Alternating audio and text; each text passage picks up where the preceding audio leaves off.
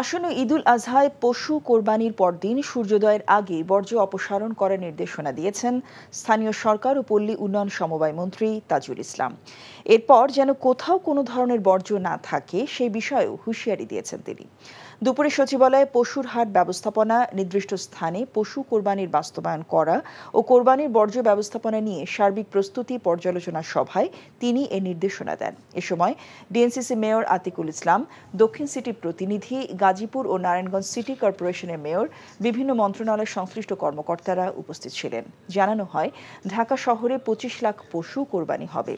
এত বড় কর্মযজ্ঞে আন্তরিকতার সঙ্গে কাজ করতে সবার প্রতি আহ্বান জানান মন্ত্রী। বলেন, নির্দিষ্ট স্থানে পশু কোরবানি নিশ্চিত করতে হবে এবং এ বিষয়ে জনসাধারণকে উদ্বুদ্ধ করতে হবে।